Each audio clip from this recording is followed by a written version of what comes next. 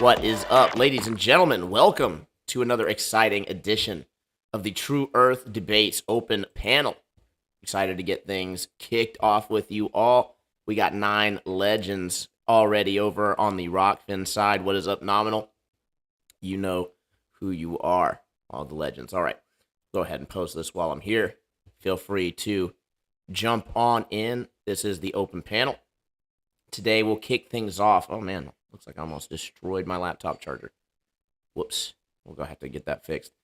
In any case, go ahead and jump on in. We want to hear from you.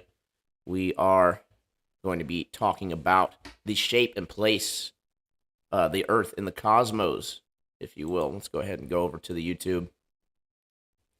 What is up, Justin Johnson, Admiral Dickie Bird, Flat Power, Ace, Paku McCleaver, Benny Boy, James Ostrom, Nominal, Killer Man Kakazu, Larry Silverstein's Insurance Policy, Waterworld, Space Audits, what is up, Alan?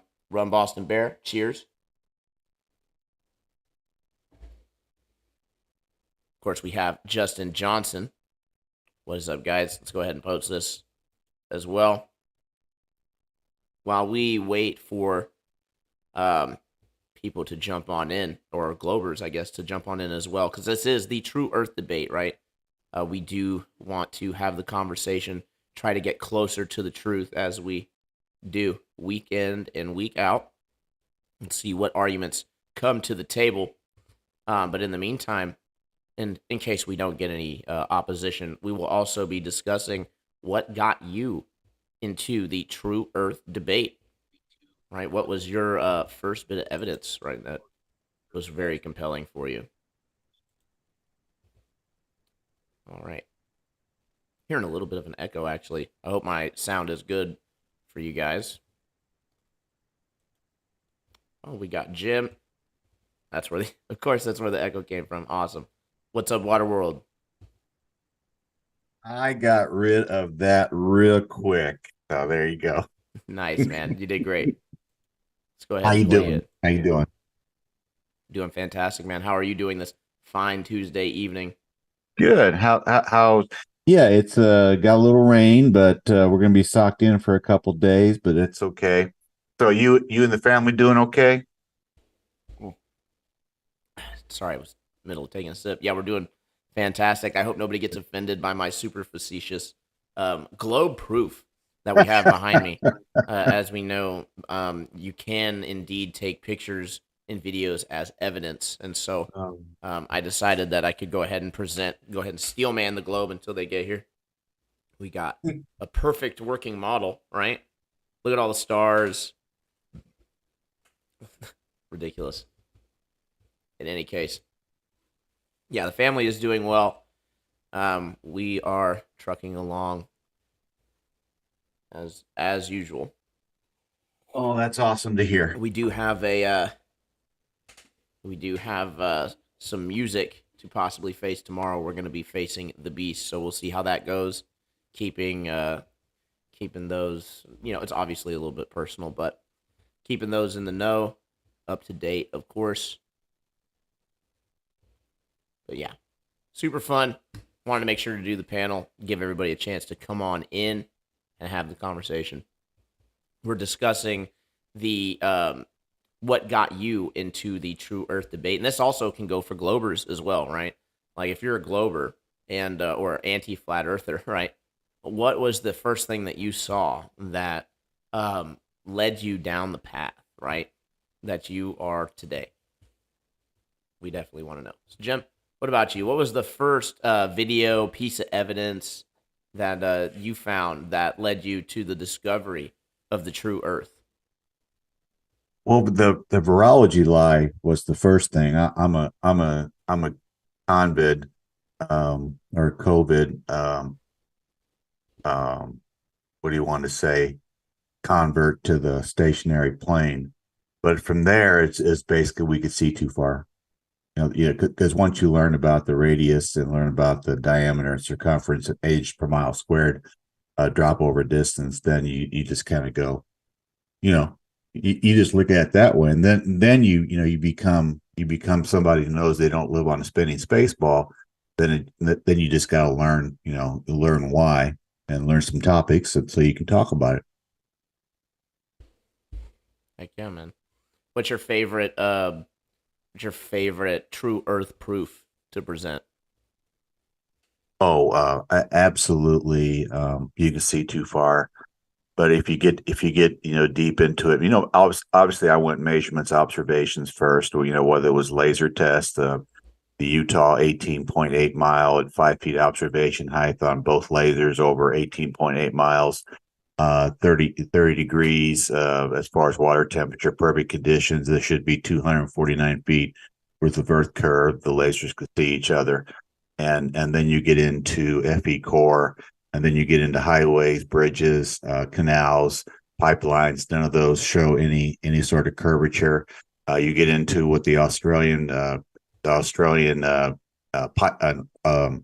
TransUnion Railroad in Australia. You get into the Air Highway EYRE. You get into I-5, San Francisco down to LA. 383 miles, should be 18 feet worth of drop. There is none. And so you get your observations first, then you learn a little bit about, with me, it was biblical cosmology, and then it was heliocentric fakery, and then it was the absolute joke that is relativity. Absolute joke that is relativity, but forced down our throats as being absolute fact and the best theory that we have moving forward, right? When we're developing our theory of the cosmos, right? Or the Earth is just stationary. Who knows? Yeah, and obviously you get into relativity. Austin was the first one that got me into relativity, gave me the intellectual encouragement to do it. And along comes Alan with how math became reality in February of this is last year. And everything that he went into, with time dilation, Pound Repka, Pound Snyder, Halfley Keating, and all the jokes that we see with that. And then obviously you get into your outer space fairy tale of a massless photon traveling, billions of years through a vacuum of space to reach Troubling's eye here on Earth. That's just insanity. Real quick, Justin Johnson had said your audio failed to connect. You might need to jump out and jump back in. By the way, huge shout out, Justin Johnson, the legendary giver, right? The gift giver. Much love to you, showing all your support to all these different truther channels out here producing content for people to learn, right? We definitely would be much, much more difficult without you. So we appreciate it. Yeah, hi, Justin. I'm going to go ahead and enable the waiting room as well, just in case, because I realized that people were just popping in. I didn't know. And people like to bomb shows sometimes. So we got to put that fail safe in for you guys. But like I said, Justin, you're probably going to need to jump out and jump back in because your audio did not connect. You probably can't hear us either. I can just make a suggestion for people who really want to get into relativity is find a couple, what do you want to call, puff pieces or puff books on relativity and read them. I did one, and then I talked to another a gentleman who was a graduate of physics from an Ivy League. And then my book that I read was Cynthia Phillips, which is a puff piece on Einstein. And so that way you get an idea of what the other side is thinking, what they believe in. Yeah, definitely a good idea to do some reading and watch some documentaries praising these geniuses, and you'll find all kinds of contradictions in the claims. So, Yeah, but you'll find out that Copernicus and Newton may not have even lived, and their people that they loved was Hermes Trismegistus on the revolution of the heavenly spheres with Copernicus, and the Emerald Tablet you know what's with hilarious, Newton. Jim? Not to interrupt you, but the Go ahead. fact that they keep this these gems right behind a giant pit of absolutely boring and useless information. I find myself struggling to make it through an hour, 2 hour mainstream space documentary. I don't, I Yeah. applaud people who do that regularly.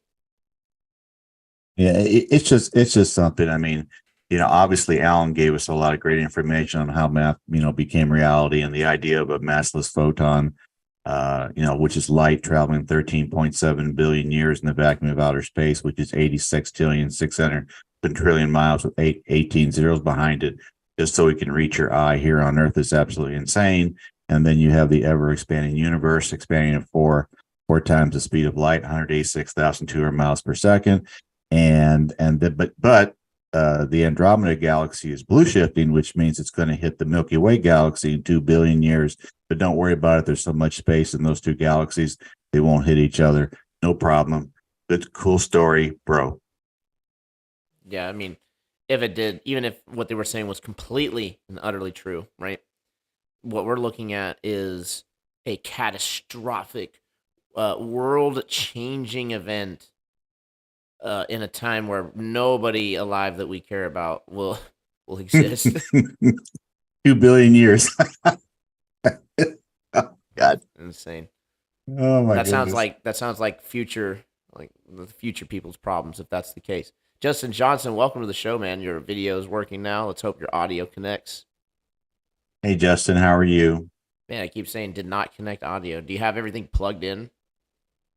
Let me see if I can allow it somehow. Allow. No. No. Oh, it's trying. An attempt is being made.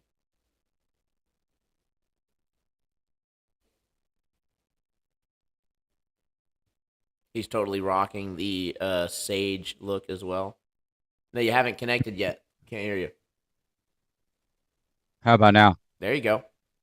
All There you right. go. All There you right. go. Welcome to the How show, y'all man. doing tonight? Doing fantastic, man. And yourself? Excellent, man. Glad to be here. Heck yeah. Does it sound good? Yeah, man. You sound crystal clear now. Oh, awesome. Heck yeah. There he is, ladies and gentlemen, the man, the myth, the legend, Justin Johnson. Most of you are members thanks to this man right here. So a huge shout out, round of applause. Thanks for the support. What is I guess the question for the night is, what is the proof or your favorite piece of FE evidence, true Earth evidence that started bringing you down the path of true Earth?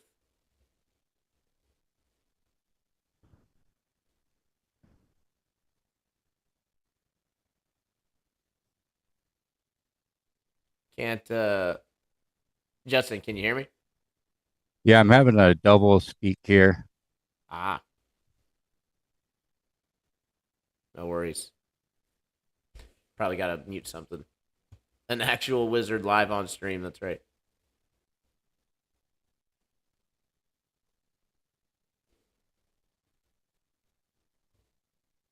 Yeah, I'm hearing everything you've said twice. That's insane. There's nothing coming through on your Uh, I can't think of it. Yeah, sounds good now. There you go. Perfect. Yeah. So what brought you down the true Earth path? Yeah, I don't know what it is. Yeah, Gandalf. Yeah, so I watched a 45-minute video back in like 2016. Uh, yeah, see, now I'm hearing what we heard again. Do you have another tab open? I must. Can I just can I just close the YouTube? Yeah.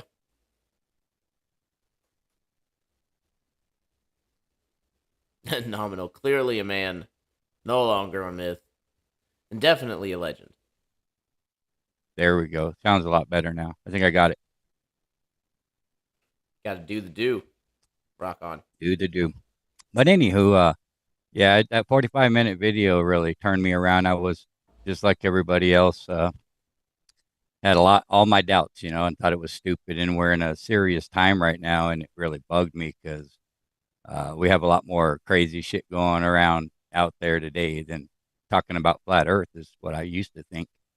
But that flat Earth video just really shows you what the capabilities and potential of the lies. And then Eric Dubay, 200 proofs, and then of course David Weiss. That was it. That's all it took me. And The three pillars. yeah, that's right. It's amazing, Justin, that that you think when you get into it, flat Earth or stationary, whatever, isn't that big a deal, but then you find out all the lies come from that. Because if they can fool you with such a big lie of the ground you walk on, then they can get you on about anything else you want. And Yeah, it started with virology for me, and then went to cosmology.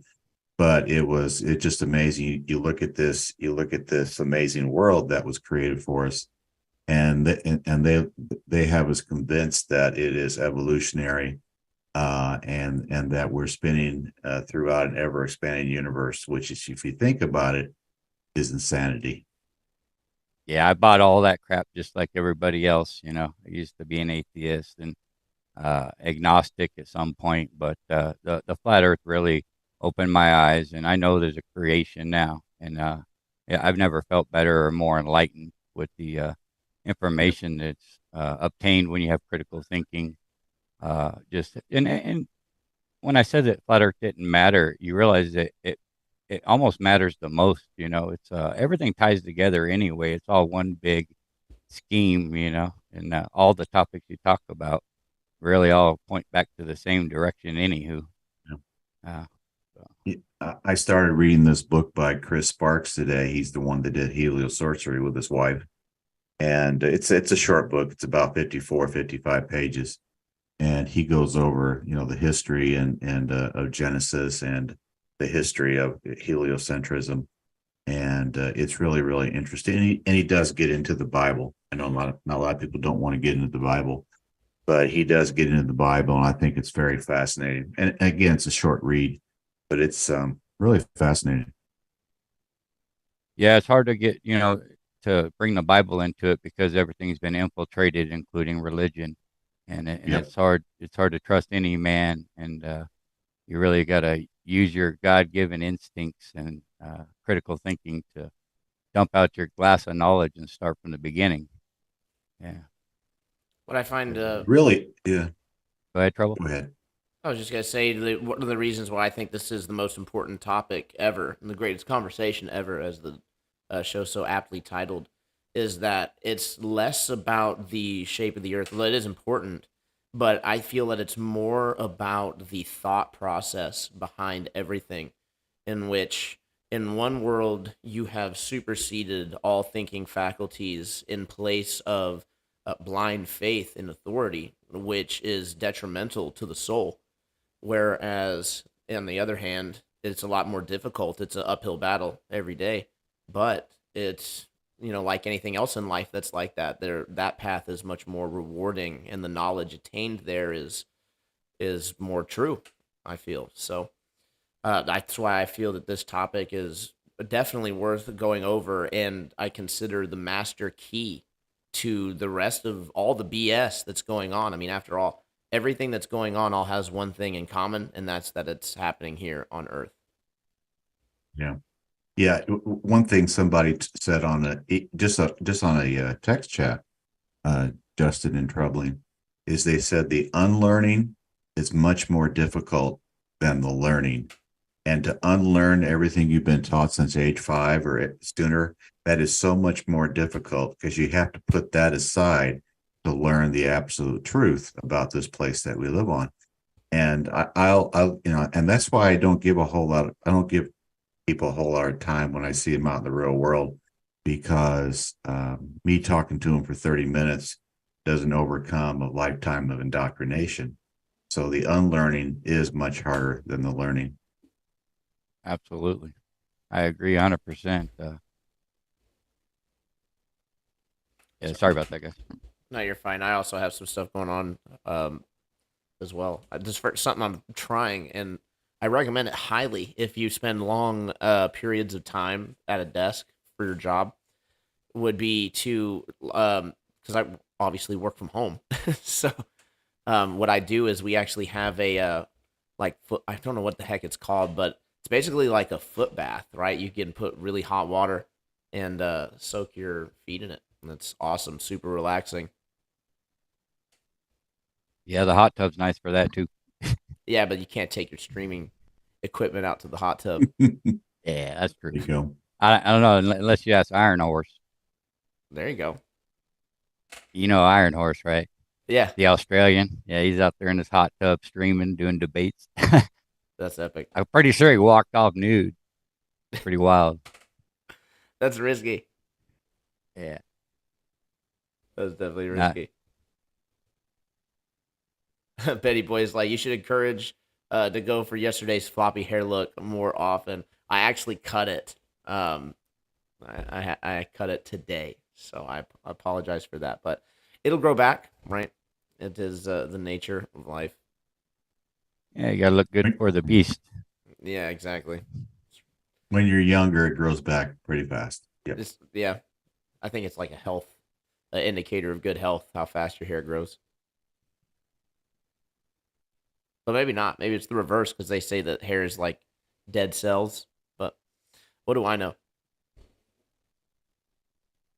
Yeah, what do we know? What do we know? Awesome.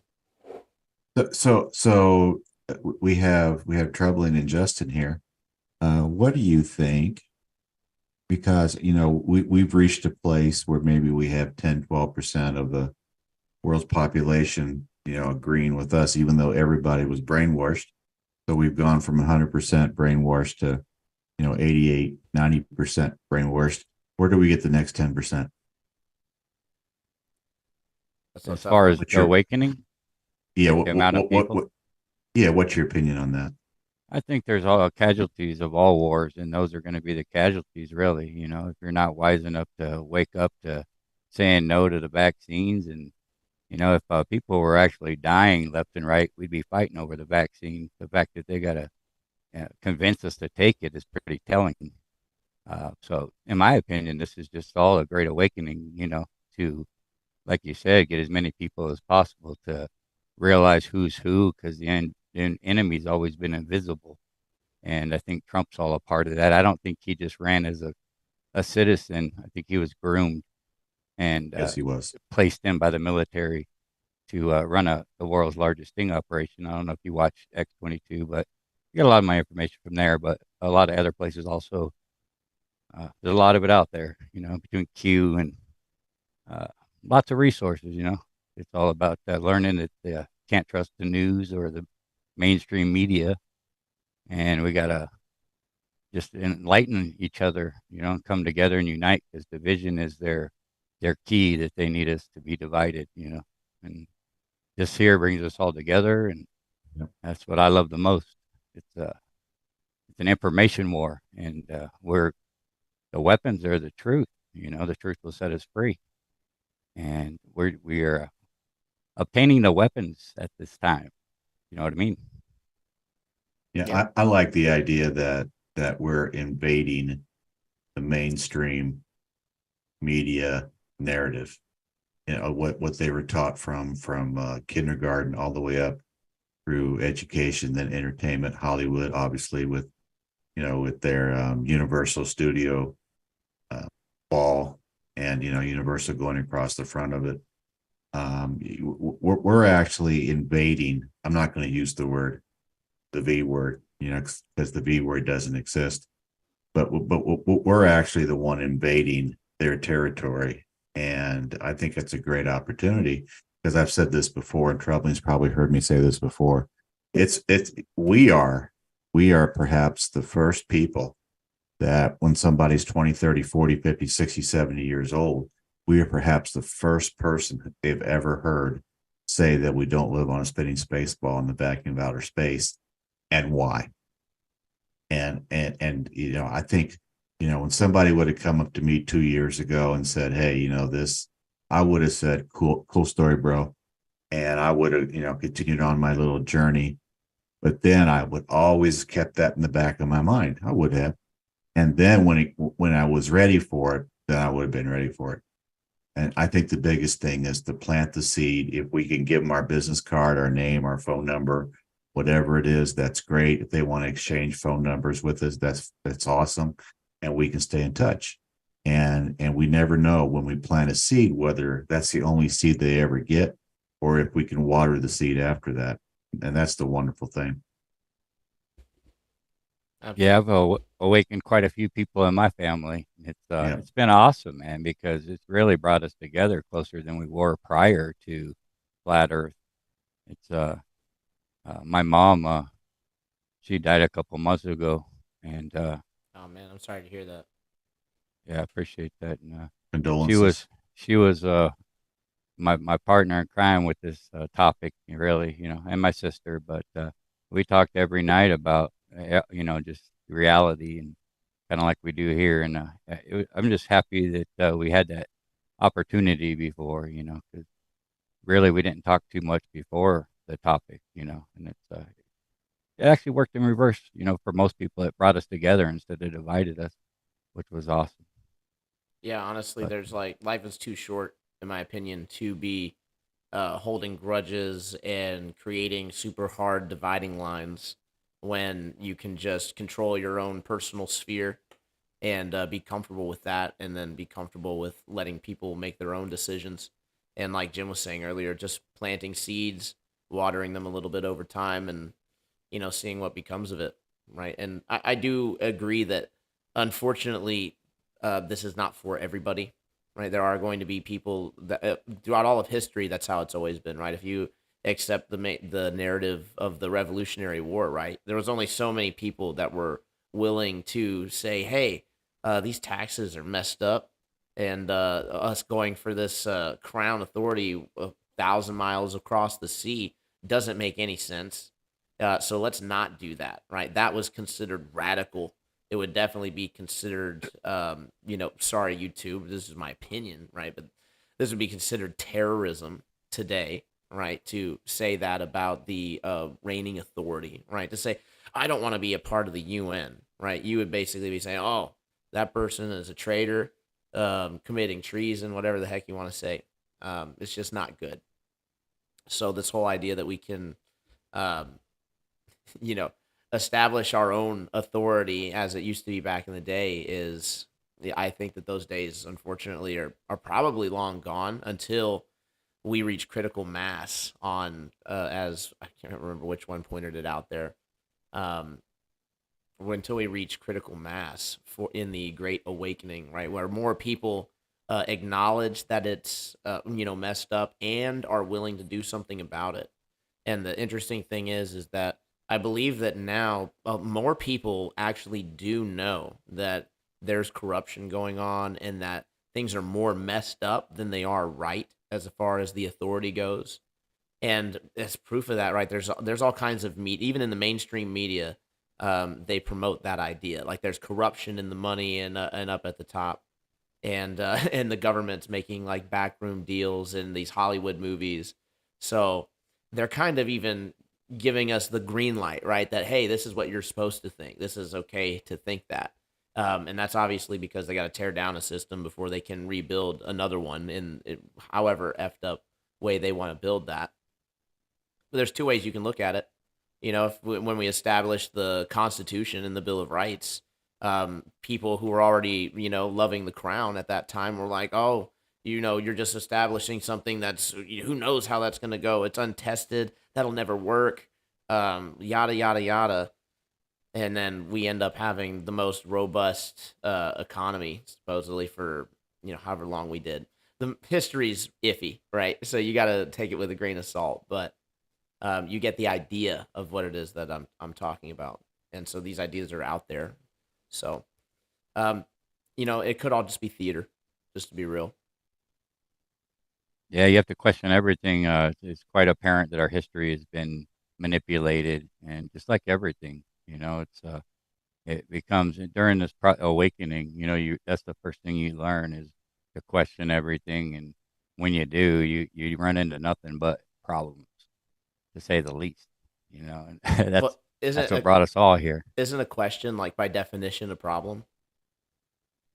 Yes. Yeah, That's fine.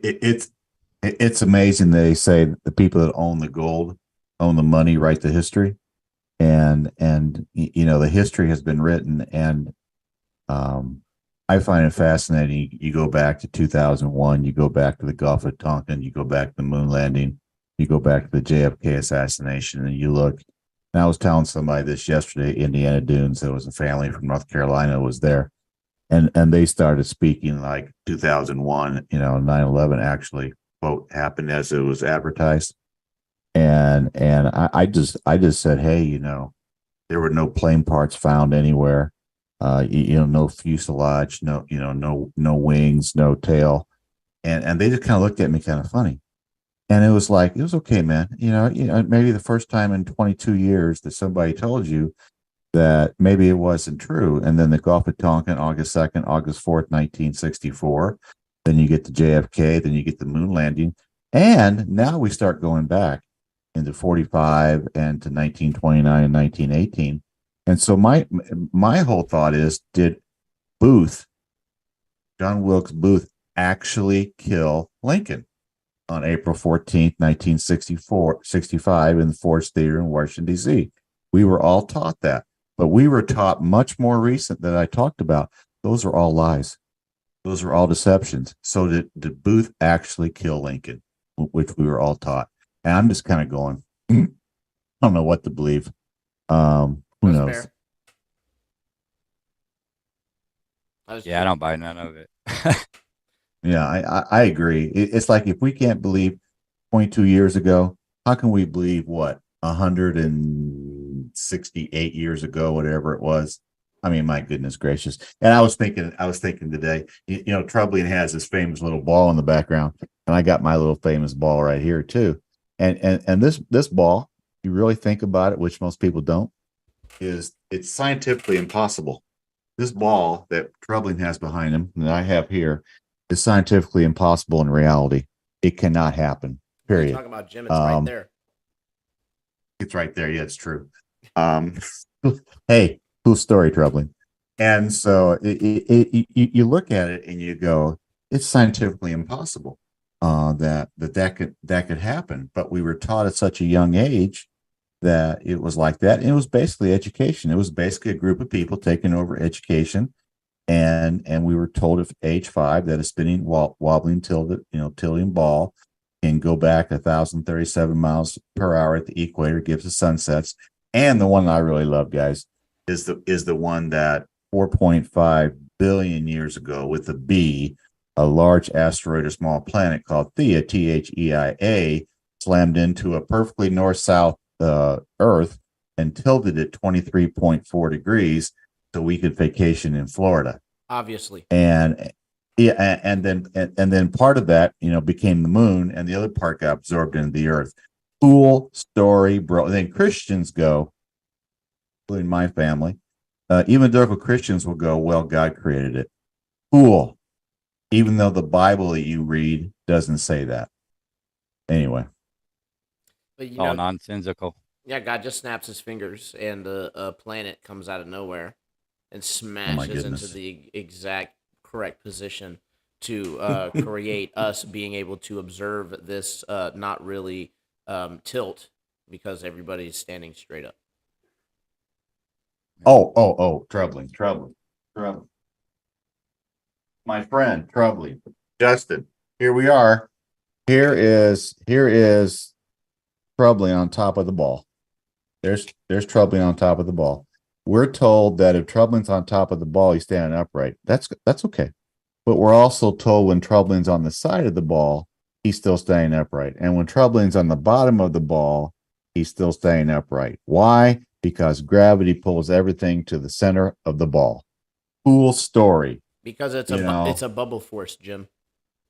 It's a bubble force. You know what else is fun? You know what else is fun? They'll tell you there's no such thing as up. You know that. There's no up in space, no up on the earth. You know what's fun is the moon is 2,159 miles, 2159.1 miles in diameter in their fairy tale. So 6, Apollo 11, 12, 14, 15, 16, 17 landed on the side of the ball that faced the earth, and they were standing upright. I love it. It's the best. Have y'all heard the argument that the Earth is not in the correct position for the photo if they were actually on the moon looking at the Earth? I have. Well, if you think about it, yeah. if you only see the face of the moon, no matter where you're at on the ball, then obviously if you're on the moon, you'd have to be looking straight up to see Earth. Now they got pictures of Earth off the side over here of the moon when you see the ground and then Earth over there. We already know it's photoshopped anyway, but that's just another anomaly. Plus apparently, apparently they left the camera guy on the moon too. So, but I think we've all seen that hidden history of the flat Earth, right? That 5-hour long video. Have you guys seen that where they show all the hidden history of the architecture and the buildings? And it talks about a lot of stuff, but it's pretty enlightening. I actually haven't seen that one. Wow, it's so good, man. And they just show you the cathedrals and the churches and the castles and how they were able to capture the ether with these buildings. These buildings weren't castles, cathedrals, and castles. They were resonators, generators, and batteries. And they could capture it and, distribute it. And they had power, and it was all endless and free. In that video, it shows you all that stuff. It's just really, really cool, man. Highly recommend it. It reminds me of AEWAR's early stuff. Yeah, he goes into a lot of stuff also at the very end. It's like a 5-hour video, and at the end too, they show you the moon map where you can see the land masses precisely, and they can show you that the moon is a map of Earth, and it's hard to dispute when they use words like precisely, and they could overlap it and show you our rivers and seas and all of the the terra, the land. I'd have to matches right on the moon. I'd have to take a really strong look because I've seen people claim that things are exact before, and then when you actually scrutinize it, it's not. But I haven't. Honestly, I just haven't had the time to really scrutinize the moon map like that. But it definitely sounds interesting. You're not the first person to tell me. It gives you an extra, just another idea, because none of us really know what the truth is, and it gives you another model of where there's I guess it's a Borea or something where it's actually every 2,160 years. We're like going into the age of Aquarius right now, and our local sun moves with us, and everything behind us freezes. It takes 25,000 years to make a full rotation through the 12. There's a true magnetic north, and we're just a part of it. And the moon is just a picture of our known world. Pretty interesting. I highly recommend it. It's cool, man. I'll definitely have to check it out sometime. When you look at, I don't have a sun filter from my camera, so I wait for the sun to go on the horizon, and it's quite amazing that it has sunspots, and it actually has some brighter sunspots and then some lesser sunspots, and it's really quite amazing. Sunspots on our stationary plane, it just makes you kind of wonder, are they there just to make us wonder, or are they actually there that makes a difference. What we feel here on our stationary plane. So it's really fascinating. Then you get to the moon, and you look at the moon, and it's just tremendous because there's only one side. You only see one side of it, and when it goes into its phases, you can see the blue through it. The sky. And so, what is the moon? And that's why you can't make any definitive statements other than possibly the sun moves at 15 degrees per hour, the moon moves at 14.5 degrees per hour, the sun's lunar month is 28.13 days, and then you see the sun gives the sun, and it gives us light and heat. But other than that, I just kind of don't worry about that stuff too much. I just find it fascinating. Keep it up. We're getting. Yeah, I agree. Go ahead. I was just gonna shout out some of these comments. We're getting a lot of great comments in here. Just a quick moment of existence. It will laugh about being humans in 100 years. That'd be pretty interesting, right? Being in spirit, right? Talking about our human days. Lost history of flat Earth is Ewarnon. So awesome. Yeah, I actually have seen parts of that. I have not seen the whole thing. Seen it a few times. Good. Like, yeah. He does great narration. Yeah. Awesome. Well, Jim, what else do you have going on, my friend? Anything else? Any debates coming up? Well, I had 3 nice days to look at the sunset. I saw Chicago real well, which I think I shared.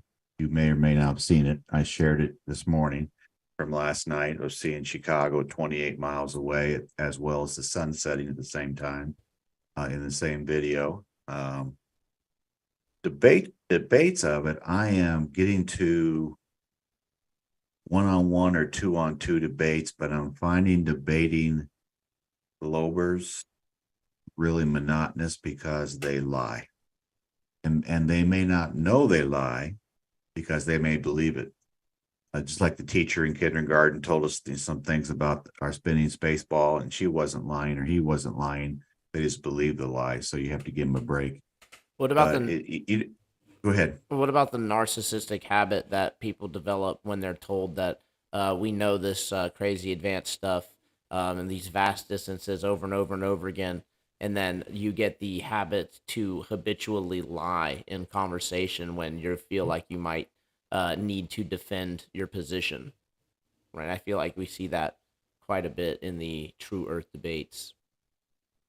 You get I've read this off a few times. I started watching Austin last September 2022.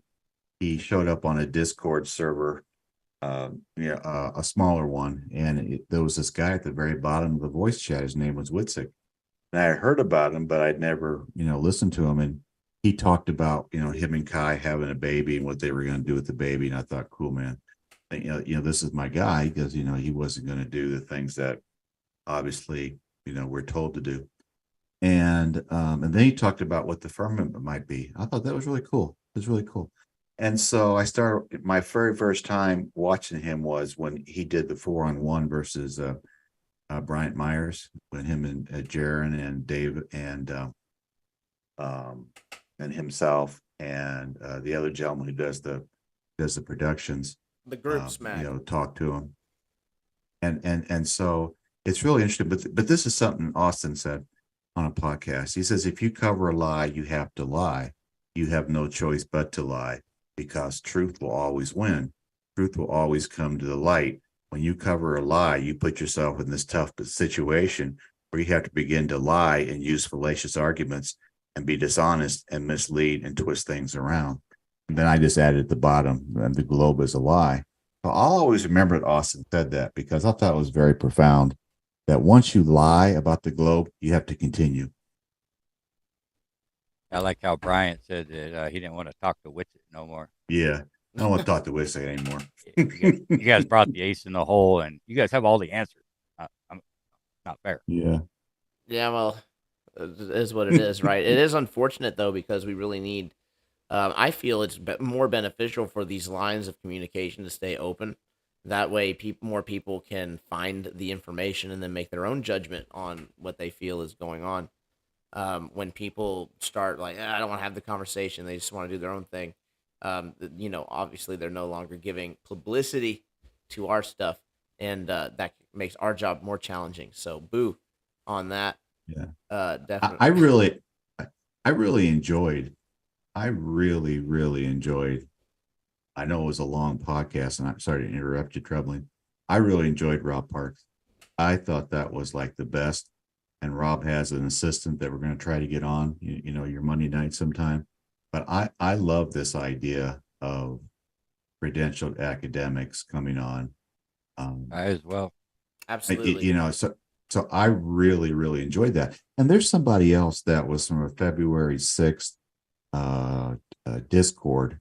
It was a doctor and it started with an O. He was a professor and he was very cordial. And I'm trying to find his name and try to get hold of him so he can come on here. I'm trying to line up professors for Monday night's panel show for Troubling. And I really enjoy the professors. I don't care if they're PhDs or just professors or whatever. So I can get into that, but the TikTok probably knows I have trouble with TikTok Globers. So I really enjoy the academic credentialed people. Yeah, they're much more respectful, and that makes or break whether it's watchable, really.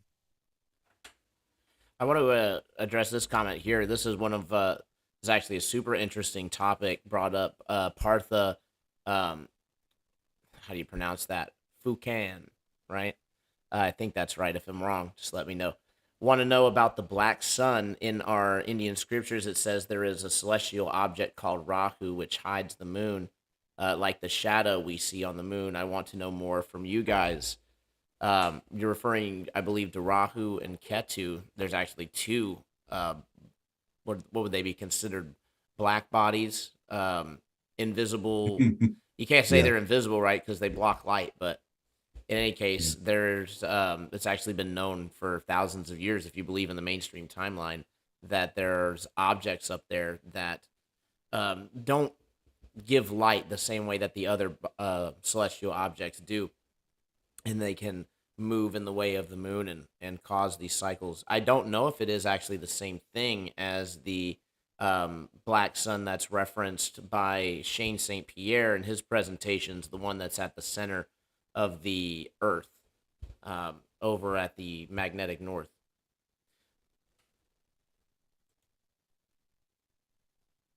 I think that could be one of the bodies that explain the Selenelian eclipse, possibly. Yeah, quite possibly. I guess Hey, Glenn, Mr. Glenn, Jim. Hey, GG, how's that? What's up going on, GG? Good game, Jim. Well, good. Oh, it says Ruif now. I changed my display name to Ruif, so there you go. Yeah, but I'm calling you Glenn from now on, or GG. Okay, James. Hey, you can call me Jim. Hey, we're besties, Ruhef. You can. Oh, excuse me, we're besties, Glenn. You can call me Jim. Okay. Anyway, what's the go? We were just waiting for you to come because we really enjoy your company. Cool. Ruhef, we want to know what was the piece of content that led you towards the true Earth debate, right? You've obviously been in the scene for a little bit. You do feel that the globe is the true Earth, but that doesn't mean you're not a true Earth contestant, right? So what piece of content led you to be interested in this debate? That's a very good question. I used to be in what they call the Great Debate community. So, ever heard of Steve McRae? Maybe not. Yeah. I got into that, and I was into creationism and genetics and that sort of stuff. And Red's Rhetoric was in that community as well, and still is. Watched a bit of his stuff and found out there were people that thought the Earth was flat. Yeah. got into it. Checked out Nathan Oakley back in the day when he was like 200 episodes in, rather than what's he at now? 1900 thereabouts. 1,976. Fed. Wow. Be here. So is that? Hold on. Let me Be check. here or be sphere. What was that? Be what or what? Be here or be sphere. Hold on, wait. Be here or be sphere. He's at 1921. There you go. Wow. That's pretty close. Such a bad show. Hey? So have you and Nathan had some back and forth, Glenn? Oh, years ago. Yeah, years ago. We don't. I throw an occasional email his way just to, give him a bit of a jab occasionally, but yeah, not much anymore. Cool. Anyway, come on. That's a globe. Fire up. You always say the most ridiculous stuff. Go ahead. Yeah. You said a few weeks ago, I heard that you didn't know for sure that Earth was a spinning space ball or a globe. You thought it was more of a theory that you kind of leaned toward. Am I right or wrong? A little bit wrong. The level of certainty I have is 100%. Whoa. But it cannot be proven to be a globe.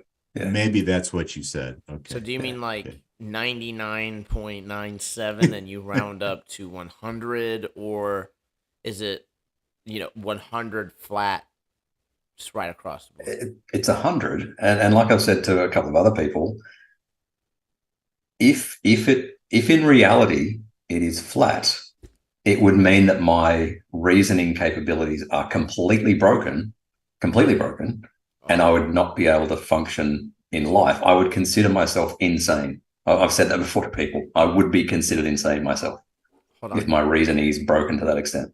Can I ask you a point? I hope it's not an offensive question, right? Based on that rationale, would it be safe to assume that you feel that we all are insane? No. Huh. I don't. I do think your reasoning is broken, in that you don't evaluate evidence correctly or fairly, if I can say that. Everybody's entitled to their opinion. I think what we do, Glenn, is we don't automatically buy into 7/6R, and then what you've done, and I've heard you do, add 200, 300, 400, 500, 600% to 7/6R. 7/6R, so it can work because you have every description possible for refraction, because you're a two-trick pony with angles and refraction. And so you will do anything you have to with refraction, including adding on, and I've heard you say extreme refraction. And it's just like, when Glenn says 7/6R plus extreme refraction, Glenn can go 200%, 300%, 400%, 500%, 600%. I've heard you go 600% before. And you throw in the physics angle, which says gravity bends light towards the ball or bends light down. I'm kind of going, hey, Ruhif, I can see why you can get your light around the ball, all the way around, giving specific conditions. Okay.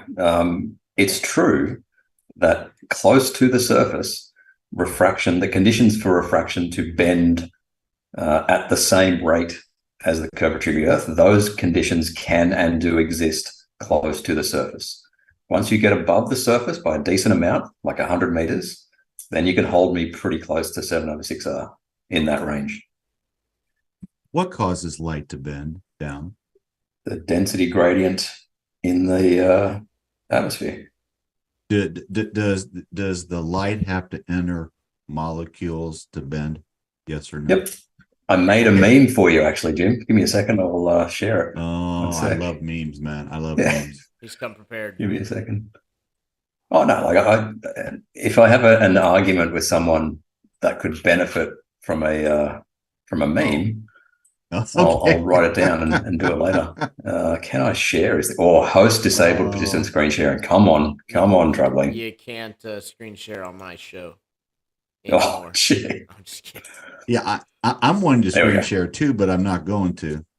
You can go next. There you go. So I made that for you, Jim. You did. I love your fairy tales, Glenn, because of the fact the mathematical possibilities of light entering the top of a molecule, and when it enters the top of the molecule, it bends downward to go into the next molecule, next molecule, next molecule, next molecule, all the molecules, and to always hit the top of the molecule so it bends down is statistically insane for you to even equate that with the possibility. No, it doesn't. It's not every molecule that it hits at the top, right? Statistically speaking, you will hit more molecules on the top than you will on the bottom. Okay. Does that make sense? Because we're in a density gradient. And can you give me some scientific study that says that statistically you will hit more molecules at the top, not always at the top, because you'll hit some at the bottom, which in that situation will cause it to bend up a little bit until it hits another molecule at the top, which causes it to start bending down again. Can you give me any evidence of that, or anything whatsoever that is not by of course everything's going to be done by a glober. It doesn't need a citation, right? We have a more dense doesn't air. Need a cite. Do we have Glenn telling us what's going on? Do you deny that there are more air molecules at the surface than there are on top of Mount Everest? I deny that they go through the majority, or if not all, the top of the molecules to bend down so you can have your little ball, Ruhif. And I deny the fact that in physics says that gravity bends light towards the ball. I deny everything because of the fact I know who you are. I know your history with virology, and I know what's going on with you. And so it's cool. And Glenn, I'll be honest, and I'll be nice. You are a two-trick pony. You are angle and you are refraction. You don't care about anything with your heliocentric history. You care nothing about general relativity, which you've told me a number of times. And physics, general relativity has governed the physics for over 104 years now. And you don't care to study it. You've been doing this, 4 or 5 years now? And obviously you're an atheist. You're an atheist, so you're not into biblical cosmology. Fine. But for you to say that general relativity, which has governed physics for the last 104 years, is irrelevant, then I'll let you have your little 7/6R plus 2, 3, 4, 5, 600%, and I'll just say it's Glenn, and it's cool. It's cool, bro. Okay, cool. Back to the atmosphere. Jim may want to deny it. That's fine, but there are more molecules below us than there are above us.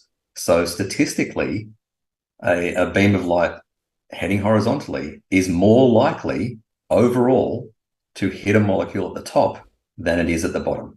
Therefore, it will bend down overall. It doesn't need a citation. That's just basic deduction. It's basic Glenn. Yeah, it's basic Glenn. That's cool, man. We have bigger problems than just refraction. We have things like Polaris that never move. We have things like Can you turn him up? You're very, very quiet. Got me? Hello? That's better. You hear now? Yep. Yeah, I feel like we have bigger problems than just refraction. We have stars, Polaris that never move. We have water that has to be perfectly level and doesn't convex at its surface. And we'll sit here and argue all day about a million different other things, but we can't get over it. There's no curve. They can't, we're in 2023 and we're discussing whether or not they can find a curve or not. I think it's pretty apparent. Okay. Do you want to discuss Polaris first? Sure. That was your first point. Yeah. So Polaris does move. It's not at the center. It's not at the celestial pole. So it does make circles around, right? How come you could see it 365 days a year through a hole in a rock, the Georgia Guidestone? I agree. And it's been there for, a long, long time. And if it's moving, it ain't moving very fast because we're talking hundreds of years at least, very minimal, that is not seeable in the same place. Okay. And hurling through space at millions of miles an hour. When you have star trails. Yeah, go ahead. Good. Okay. So Polaris has a declination of 89.25 degrees. All right. So it's 3/4 of a degree off the celestial pole. All right. So if you can see that through the Georgia Guidestones, which I assume you can, and you see it all the time, then that field of view through the Georgia Guidestones is at least 1.5 degrees, right? Right. Might be more. So it's a big hole you're looking through where you've got a field of view of at least 1.5 degrees. All right. So Polaris will do circles in that. That's fine. The declination of Polaris hasn't always been 89.25. I think back in the 1500s when was it Tycho Brahe? When he was making his catalogue of stars, Polaris was at 87.5 degrees. It's moved a degree over the last few hundred years. Yeah. Oh my goodness. Well, how come when you're, right here where we are, and then 6 months later, you're 180 million miles on the other side of the sun. In order to see it at night, you have to look away from the sun. So you have to be facing away from the sun. But the same constellation, same stars, same position of Polaris. Yeah. 180,000. 180 million miles. And looking the opposite direction. Looking the opposite direction. And what do you mean the hurling opposite direction? At nighttime, you have to look away from the sun. Okay, you have to be facing away from the sun. So when we're on this side of the sun, we're looking this way. When we go 6 months later, we're looking the opposite direction as we were 6 months ago. And we see the same damn stars. You're looking north. You're looking north. How is that the opposite direction? You're not. You're looking up in the sky, right? When you're at nighttime. We can go ahead. We can take an example of Orion, right, which is a equilateral. It's a constellation over the equator, right? And those are the ones that would have.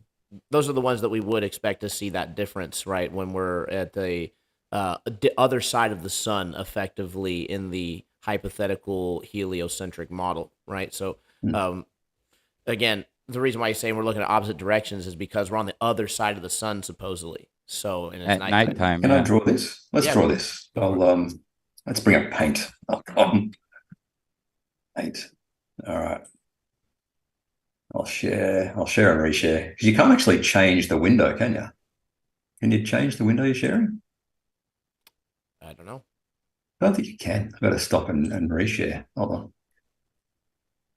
Where are we? Paint. If I have I've got to go in like 20 minutes, by the way. No worries. And I cannot be late for that. All right, so we can see my paint. It's always good to see you, Glenn. Yeah. I just like that he makes specific points, right? That's something that I can appreciate. I try. The respect level is important too, so we're not yelling at each other. It's cordial. All right, so we're looking side on. So we got the, I don't know, January, whatever, and July, something like that. All right, and there's a tilt to the Earth. Boom, boom. All right.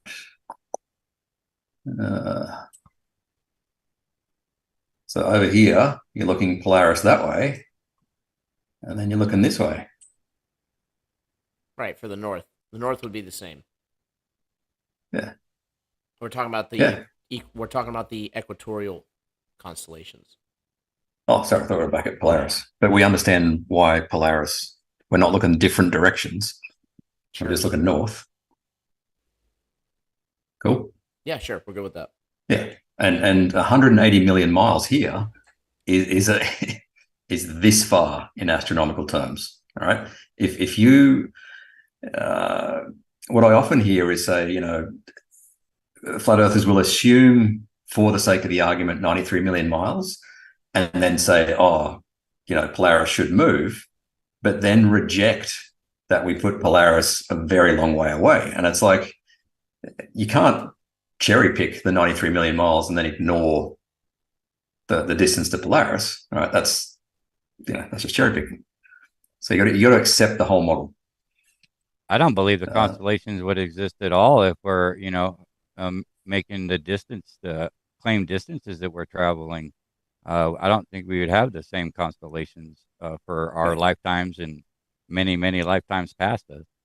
Okay. First of all, the stars are actually moving, not very much. Like Polaris, the amount they move, it's called proper motion, and they measure that against the background stars. So every star has a proper motion relative to other stars. Polaris would be a couple of milliarc seconds a year, probably. Let me check Polaris. observably, all the stars do move, and they just rotate like a giant clock above us, and that's what we all observe. Right, but with what accuracy have you measured the relative positions of stars? Obviously, not as much as good telescopes can. So the absolute proper motion of Polaris is 200 milliarc seconds per year in right ascension and a little bit in declination. So yeah, so it does move, but like a millisecond, a fifth of an arc second every year, which is tiny. We can't do that. First of all, on Earth, you can't determine that motion on Earth very well because you've got the atmosphere. That's why they send out space telescopes, because they don't have to go through the atmosphere. Pretty much every star that you can see in the sky is close to us in the galaxy, in the Milky Way, right? So all of these stars are actually moving with us around the center of the galaxy. So you're not going to see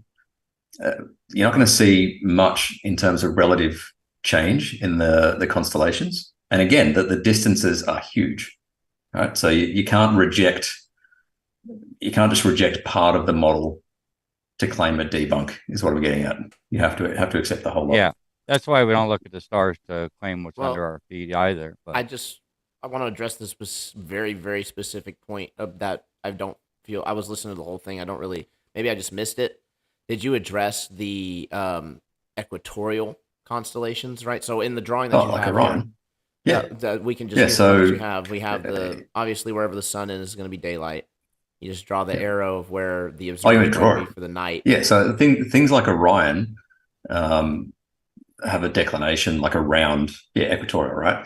So if you are not near the poles, then Orion will disappear for a couple of months a year. That happens. So Orion is always visible someplace in the sky at night when it's nighttime. Yeah, poles. If you go to the poles, you can see anything, right? I don't follow you on that, to be honest. Do I have to draw this as well?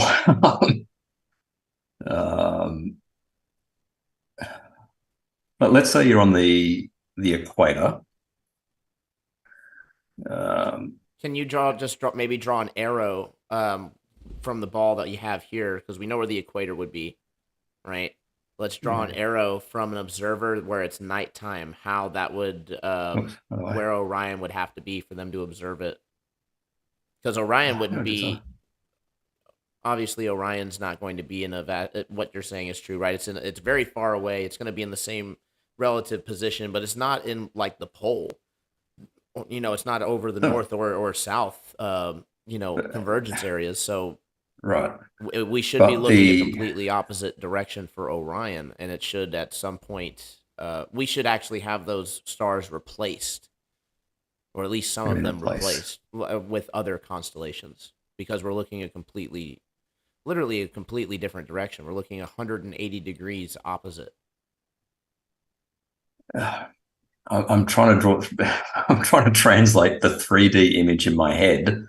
So we have to narrow. You do have to narrow it down specifically to an observer on the equator, looking at a equatorial constellation.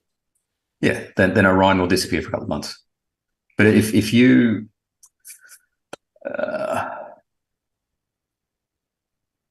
are on the equator, all right, so you're basically a sideways observer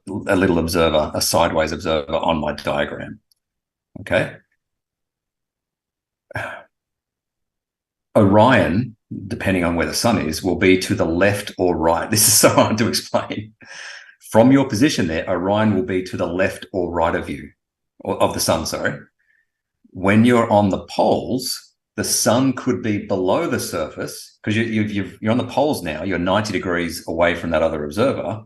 So instead of Orion being to the left or right, this is so hard to explain in words.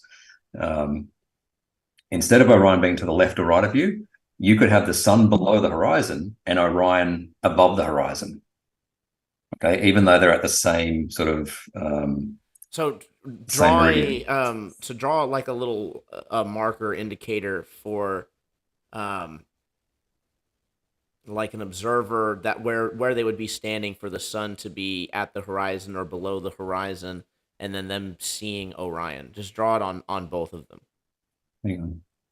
So Orion's on the left. We'll put Orion over here. Orion.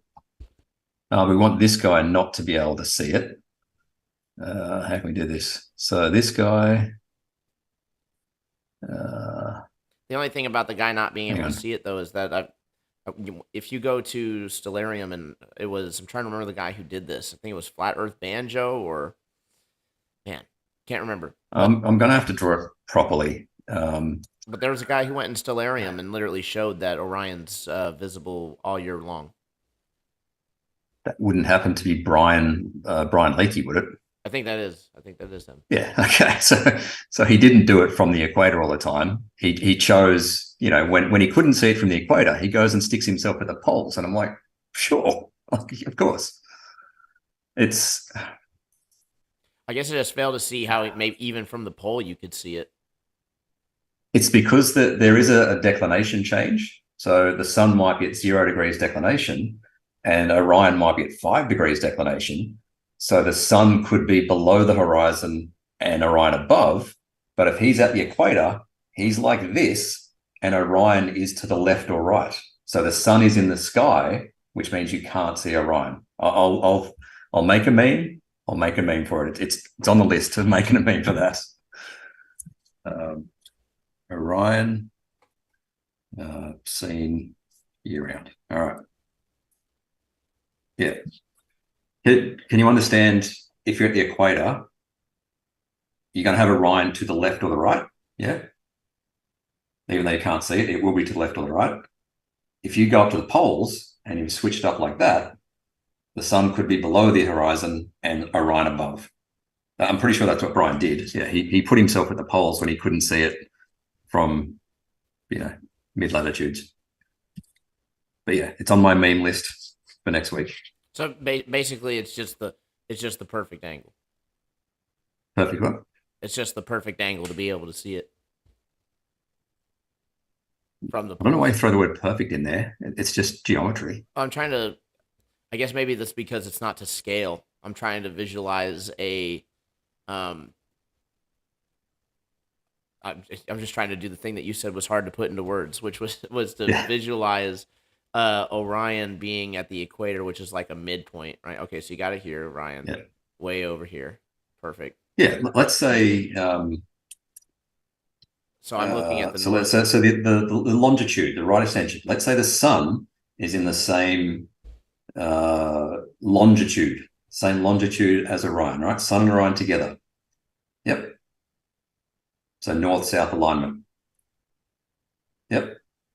North-south. So you're saying the sun and Orion is together in the sky.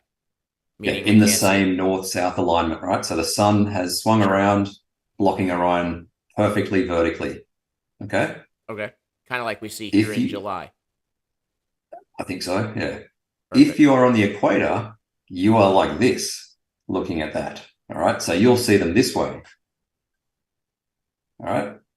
You'll see them horizontally. But the sun's in the sky, you're not going to see Orion. Cool? Yeah, I mean, I would get that you won't see the Orion in the sky while the sun's up. It makes total sense. Yep, cool. If you're on the poles, then you're back this way, the north-south alignment. Orion could be up here, sun could be down here.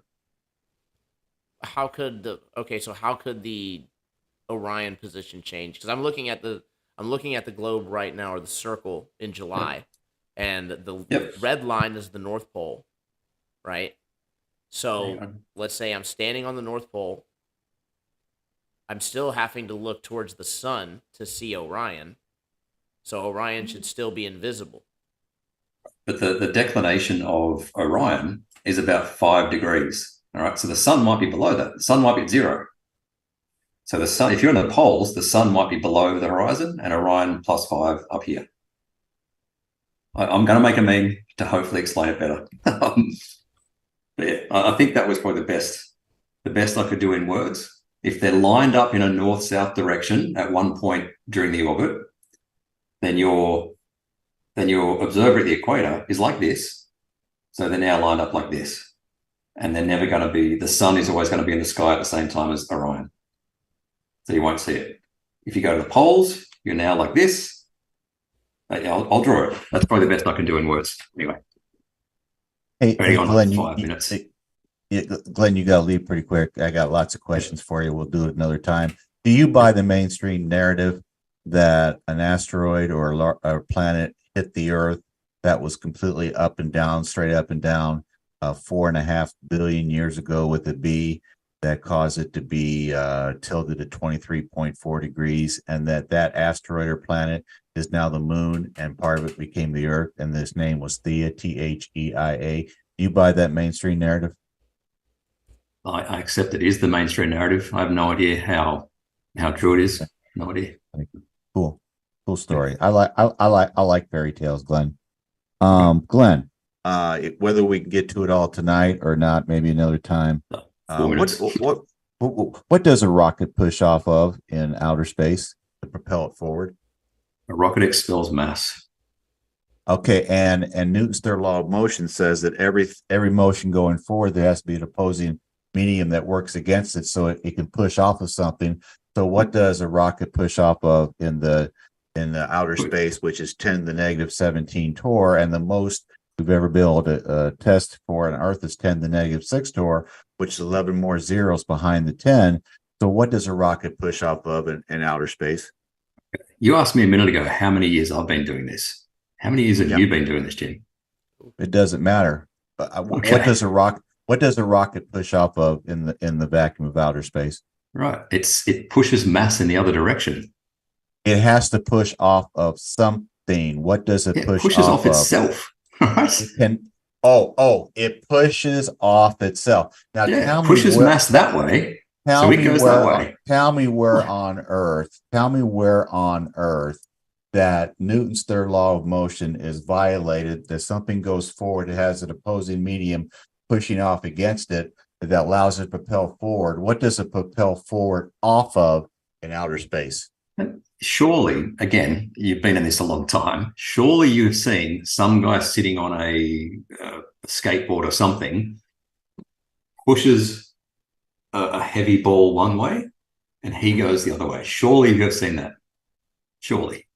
If you put a candle in a jar and put a lid on top of it. Sorry, have you seen that video? Yes, it's a non sequitur to the question of what happens in outer space. But nice try, Glenn.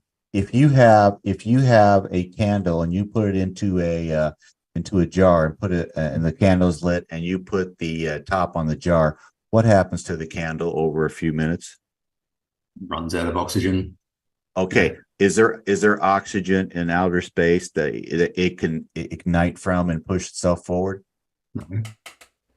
They usually take their own oxygen as a. They take their own oxygen with them. So, do you have any evidence that they take their own oxygen, and when they use their own oxygen, that when it goes into a non-oxygen area of 10⁻17 torr, that it will stay lit? Can you tell me that? Yes or no?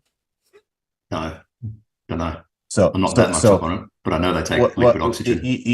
You know what's fascinating? I know you got to go soon. What's fascinating is that we're told, the stationary plane flat earthers are told, that we are anti-science, but you guys, in order to protect your outer space monkey fairy tale religion, ignore Newton's third law of motion, ignore the second law of thermodynamics, and ignore the inverse square law of light. You guys do that, and you don't care because you have one thing that you have to protect. You have to protect your globe, and you got to protect your outer space that goes with it. Because if you tell me that everything here on Earth works with Newton's third law of motion, where you have something going forward, it has to have an opposing medium operating against it, and you have none of that in the 10⁻17 torr of outer space. Glenn, you can say that it pushes off, and you can say they take their own oxygen with them. So go ahead. No. We just talked about Newton's third law. That's how rockets work. So when you call me rockets have to push off of something, and they have nothing to push off of. Push mass out the end, out the arse of the rocket. And that's it. in your fairy tale, they push mass off the rocket, which they do here on Earth. They push things here on Earth for a rocket to go into, to get off a launch pad, has to push something off. That's fine. They gotta push off of air or the ground or whatever. But when they get to outer space, they have no water like a submarine has. They have no air like an airplane has, and they have no ground like a car has. So what do they push off of in the vacuum of outer space? I don't know how many times I'll say it. I mean, you accuse me of denying Newton's third law. You're denying Newton's third law. I'm not. I am actually acknowledging Newton's third law of motion here terrestrially, here on Earth, where it works everywhere, and you have to have it everywhere in order to work. But in outer space, you have no ignition and you have no propulsion. But Glenn and the Globers in Globerville will tell us that it can push off of nothing because it expels something, and they take their own oxygen with them. Glenn, cool story, bro. And with that, I shall depart. Thank you, Troubling. I'll be back at some point. All right, cool. It's nice talking Thanks to you. for coming, brother. Yeah, thanks for coming on, Ruhuf. Appreciate you. Awesome, man. Always good to get a respectful Glober. I just don't like how long he goes on certain things. It's like you could definitely shorten it up a bit, but he's good at taking notes. He's interesting, Troubling. So, he's interesting character, isn't he? I know he will shorten it up. That's why he's making the memes, right? It's like everybody's laughing at the memes. It's like, yeah, that's a really good tool. We use them a lot. So if he can do that, it'll make the conversations go a lot smoother, I feel. And then we could just get right to the point and then debunk it and move on. Casey Industry in the house, what is up? Feel free to jump on in the box. We got the Mr. Caleb's here, huh? Cool. Yes, sir. Mr. Caleb F.E. in the house. Cool. He does love his math. I wasn't very satisfied with the Orion explanation, but what are you gonna do, right? Never conceded a single point in all. I didn't really get it either. I didn't really did a bad job explaining, I suppose. Yeah. Anyway, what can you do, right? That's unfortunately for us, it's not our burden, but he did run away. He probably had stuff to do, right? Other side of the plane, right? He's got the sun high in the sky over there. We got it. What is? I think we just have to remember.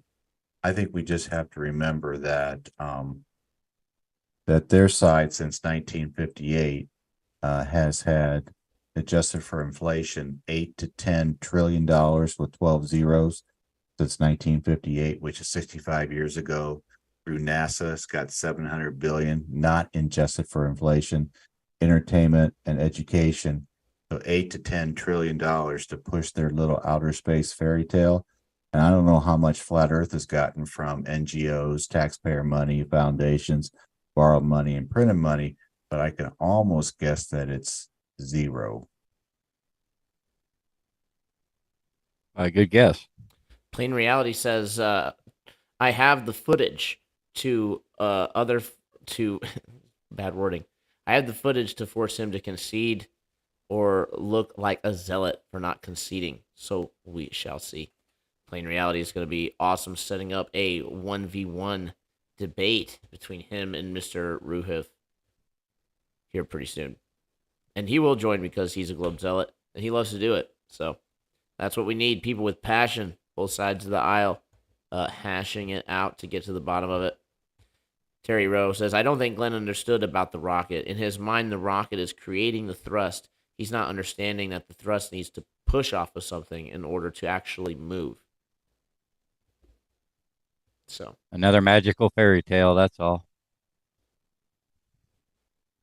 I actually I walked a practice football field over at Chesterton, Indiana 3 days ago. And I had my P1000 at about 3-4 inches above the ground. I walked away and I took a picture of it at the end to let you know how level it was. And I walked away about 60-70 yards and a level field, and I'm going to do it at 120 yards on a football field, 10 yards for each end zone. real soon, as soon as football practice starts in about 3-4 weeks.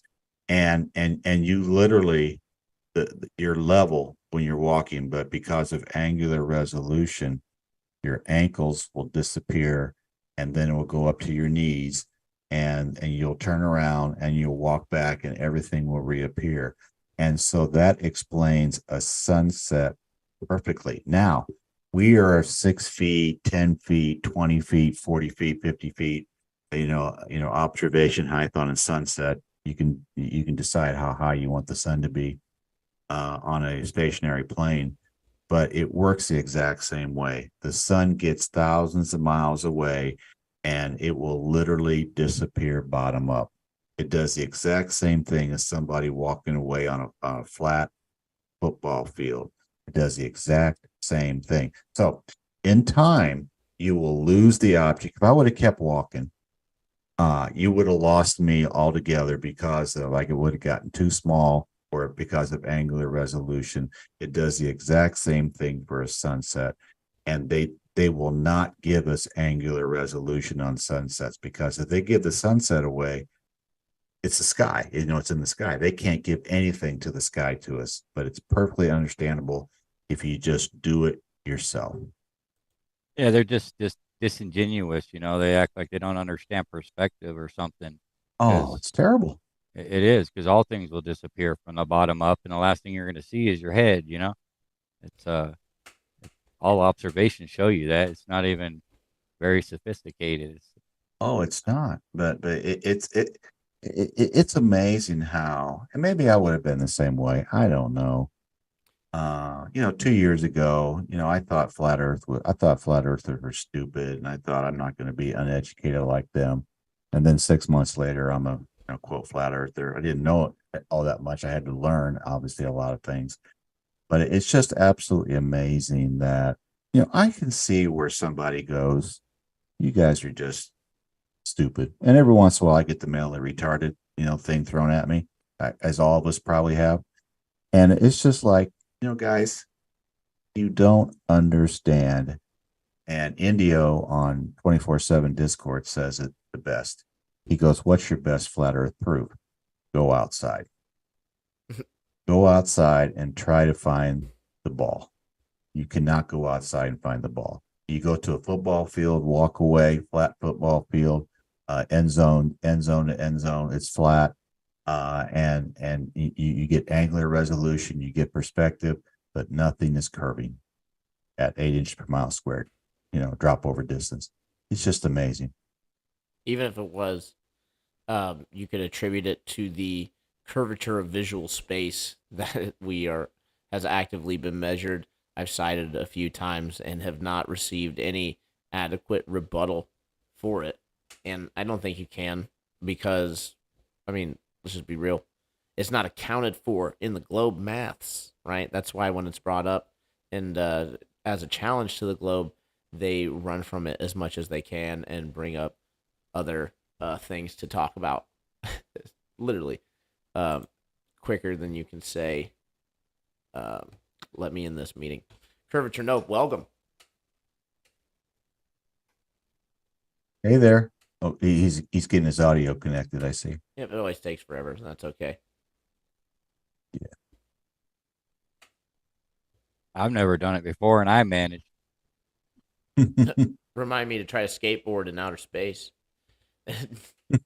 Absolutely. Hey, if you can drive a car in outer space without the rearview mirror, you can skateboard. I don't see any other way I'm going to be able to land a kickflip. Finally get to do that moonwalk. Did I make it? Yeah, there There you you go. are. You're here. Nope, Robert. How you welcome. doing, Robert?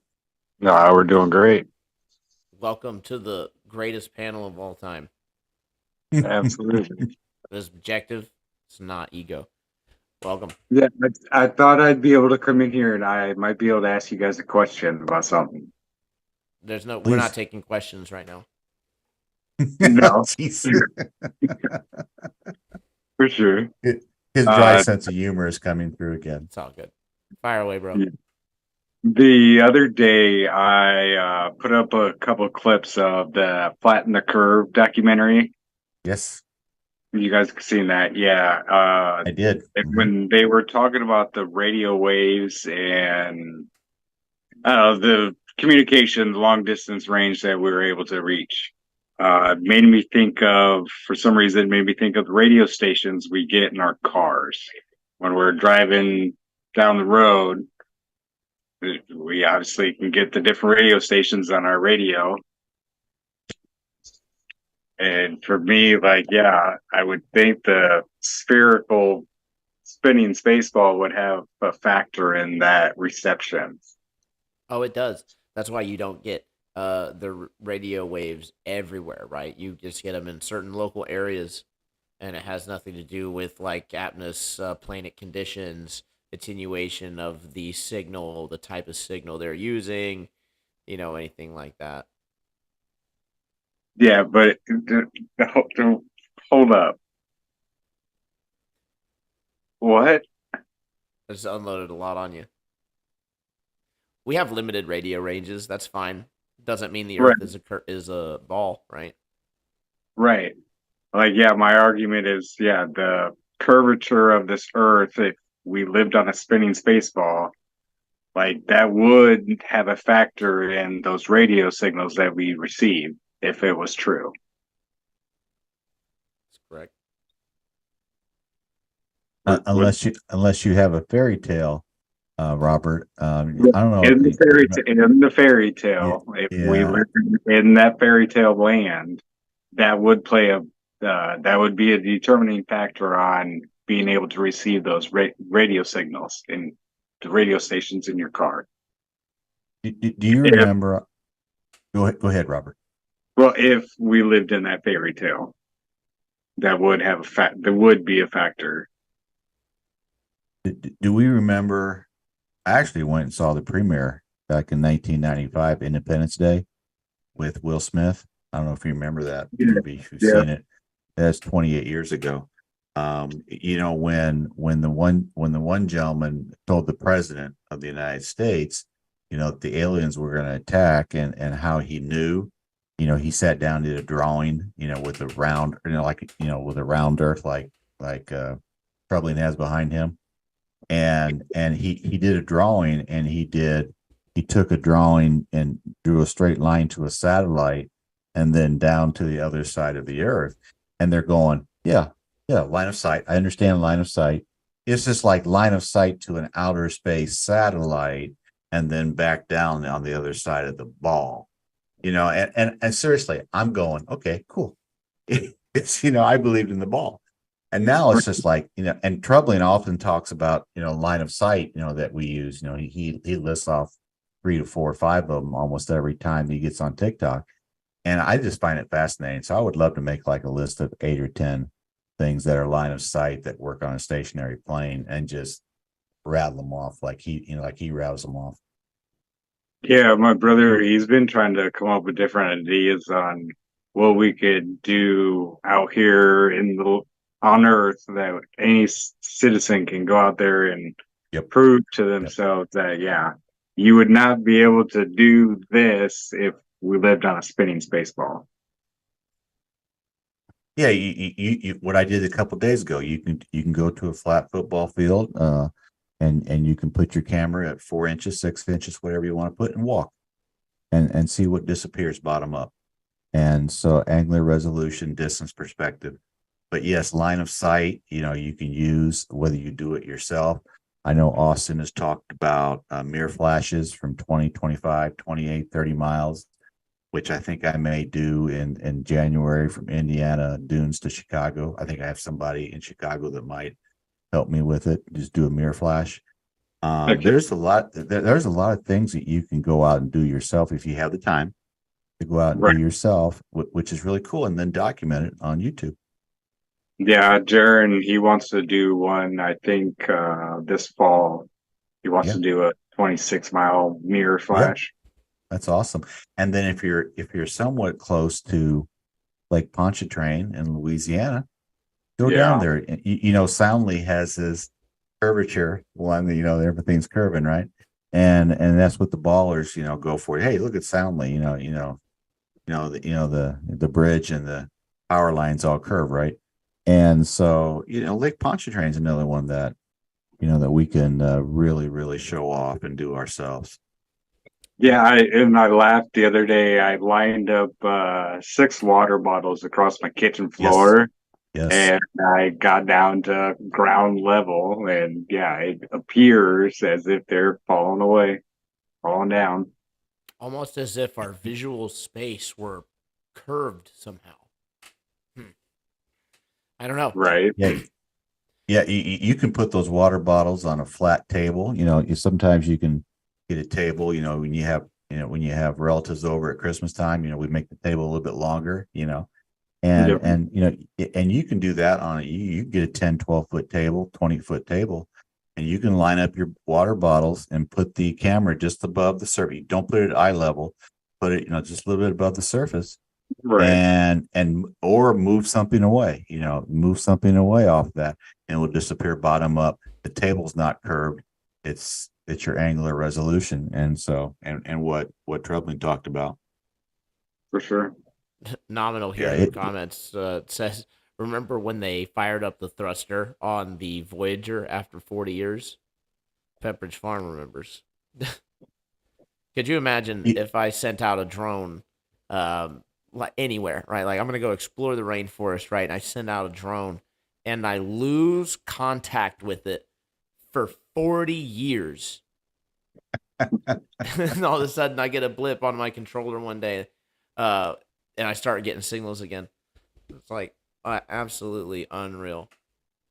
Amazing. Wasn't that 4 billion miles away? One of Go ahead.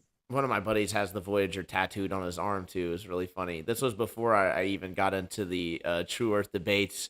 When I first discovered flat Earth, I told him about it, and he's like, "Nah, that'd never be true. We explore in space and doing all this stuff." And he already had the Voyager tattoo on his arm. It's super funny.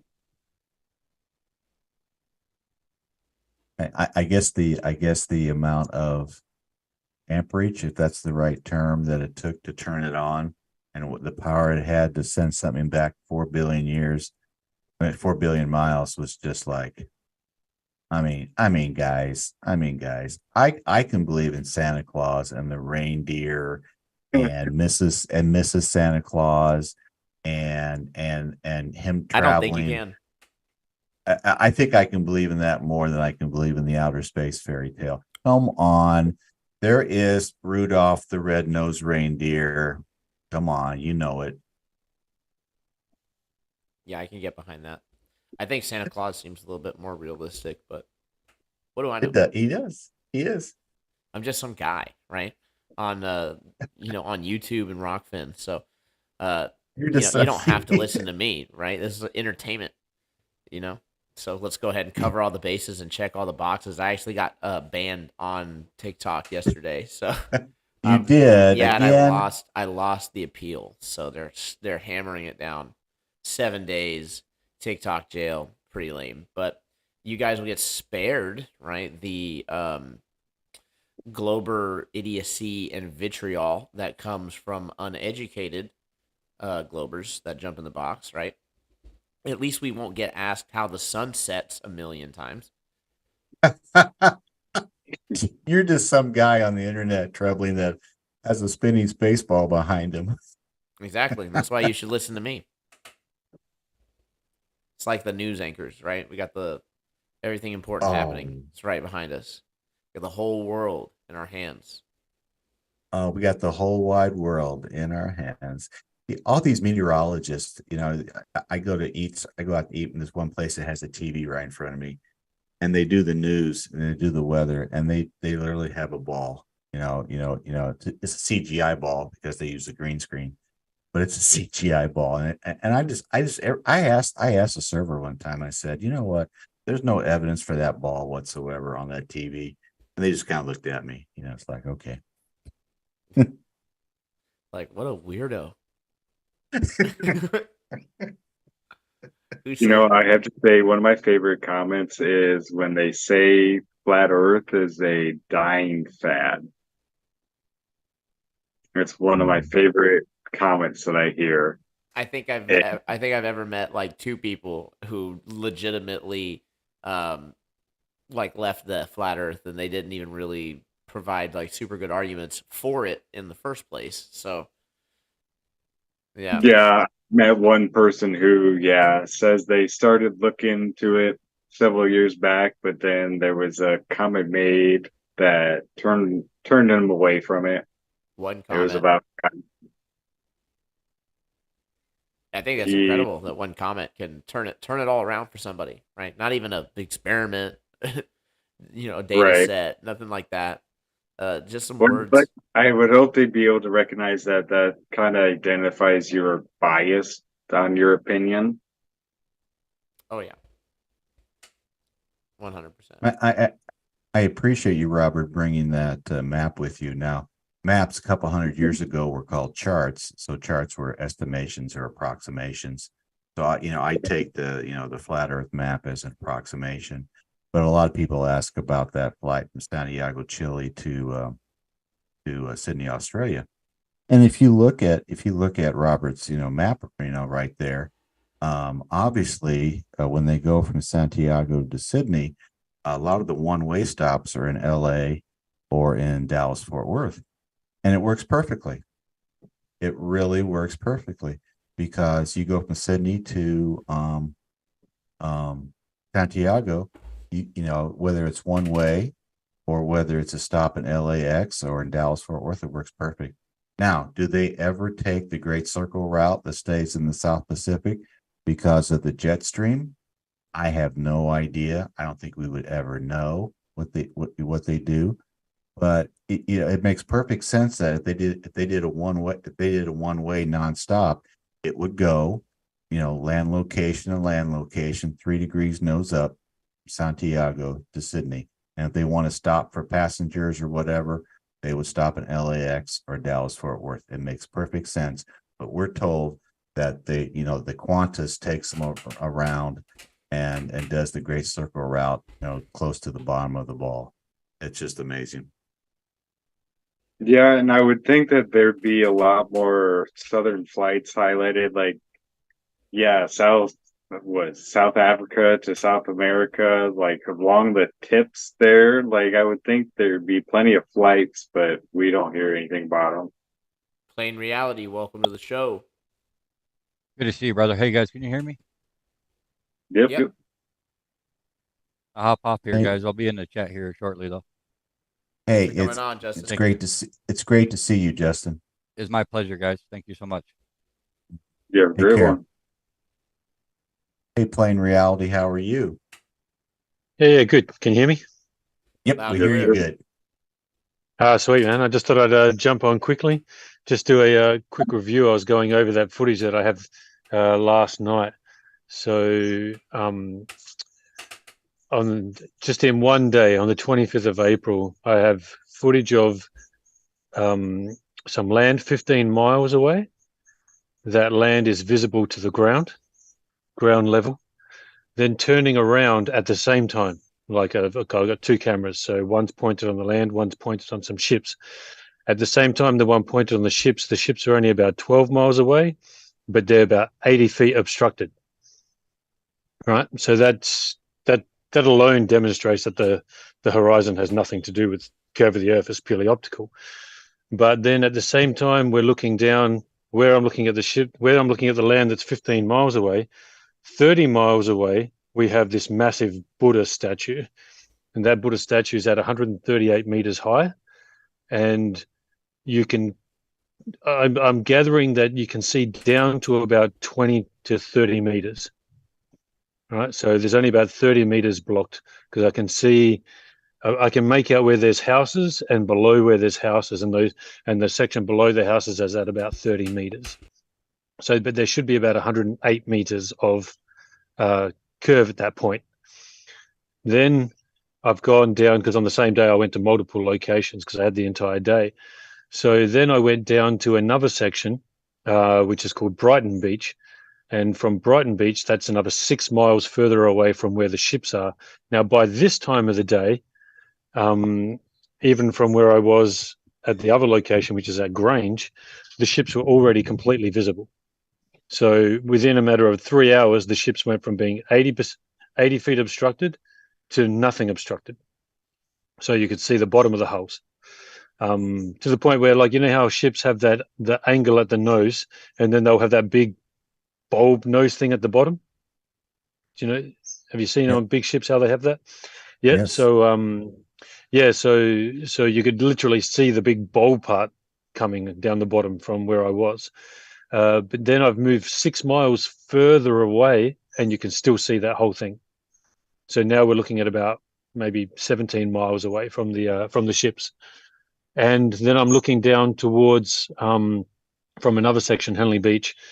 I'm looking down towards some windmills that we've got down there. Now, those windmills are 50 miles away, and they start at 200 meters high, which is about 660 feet. But there should be 1,100 feet of curve. And you can see where those windmills are, there's a lot of compression taking place, which is Yes. really weird because there's a set of windmills that's at 300 meters, and there's a set of windmills that's at 200 meters. The ones that are at 300 meters are quite long and tall. The ones that are at 200 meters, you can tell they're compressed, and you can see the land underneath them. Now, at 50 miles away, should be 1,100 feet of curve. Well, the ones that are compressed, you see land underneath them, and the top of the land, there's 600 or 660 feet high, but there's compression there. So who knows actually how far down that land we're seeing? Probably another 200 feet. I'm gathering probably another 200 feet. So we're probably seeing to about 400 feet of that land. But yeah, so this is just a small piece of the footage that I've got that I'll present when I do a little thing with Ruhif, if he'll do it. And I don't mean it to be, I don't want it to necessarily be a debate. I'm just going to show it to him and go, okay, Yeah. now tell me the horizon has to do with Earth curve. I would love to see your windmill observations 50 miles away on a YouTube video. That would be awesome. Yeah, I've actually, I thought that the windmills originally, the ones that are 300 meters high, I thought they were the ones that were 200 meters high because I didn't realize there were more. So I actually do have footage of those on my Twitter from a 3-foot observer height. Now, from 3-foot observer height at 50 miles away, there's almost 1,400 feet of curve. That's according to Metabunk, and that's refracted. That's the refracted curve, about 1,400 feet. Yeah, because at 6 feet observation height at 50 miles non-refracted, trying to think here, it's 50 miles. Hold on real quick. I want to. 1666. That one of those 666s. I want to address. Another classic.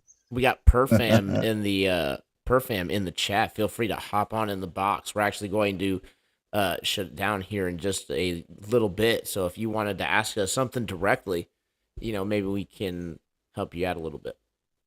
But measurement of Earth's surface is flat, right? That's pretty funny.